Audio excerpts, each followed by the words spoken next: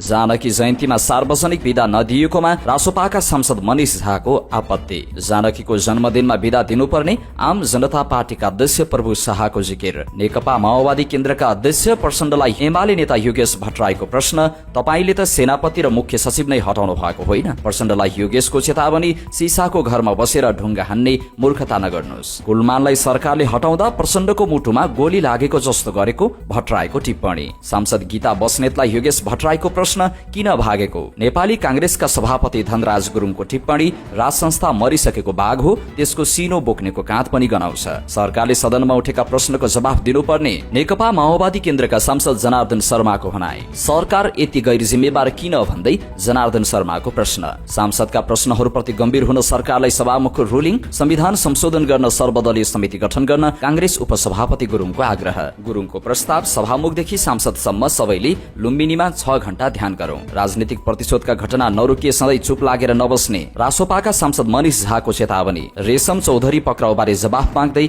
नागरिक उन्मुक्ति र जनमत पार्टीद्वारा संसद अवरोध। व्यक्तिगत रिसिभीका आधारमा रेशम चौधरीको गिरफ्तार भएको नागरिक उन्मुक्ति पार्टीका अध्यक्ष रञ्जिता श्रेष्ठको जिकिर। रेशम चौधरी पक्राउ घटनामा नागरिक उन्मुक्तिद्वारा निष्पक्ष छानबिनको माग। रेशम चौधरी पक्राउबारे गृहमन्त्रीले बिहिबार जवाफ दिनुहुने। रासोपाका सांसद स्वर्णिम वाग्लेको भनाई, नीति तथा कार्यक्रम 12 वर्षदेखि सुन्दैछु, सधैँ कर्मकाण्डी छ। नीति तथा कार्यक्रम राजाकालीन परम्पराको निरन्तरता भएको जसपा नेपालका अध्यक्ष उपेन्द्र यादवको टिप्पणी। नेपालमा स्वास्थ्य जनशक्तिको अभाव छैन, स्वास्थ्य मन्त्री प्रदीप पौडेलको जिकिर। पतञ्जलि जग्गा प्रकरणमा माधव नेपालमाथि राजनीतिक प्रतिशोध लिएको राष्ट्रिय स्वतन्त्र पार्टीको दावी। रङ मिल्यो भन्दैमा बिरालो बाघ बन्दैन, राप्रपाका प्रमुख सचेतक ज्ञानेन्द्र शाहीको टिप्पणी। पाकिस्तानी आर्मीको डेलिगेसन नेपाल आएको सांसद अमरेश कुमार सिंहको दावी। चिकित्सकहरू विदेशी क्रम बढ्नु चिन्ताको विषय भएको राष्ट्रपति रामचन्द्र पौडेलको भनाई। न्याय परिषद सदस्यबाट कानून मन्त्रीलाई हटाउने प्रस्ताव। एमाले धनुषाको अधिवेशनमा 2 गुटबीच कुटाकुट, अध्यक्षका उम्मेद्वार नै धर्ना बसे। पोखरामा श्रीमतीको हत्यापछि श्रीमानले गरे आत्महत्या। विवाहको विषयमा विवाद हुँदा हत्या गरेर फरार व्यक्ति पक्राउ।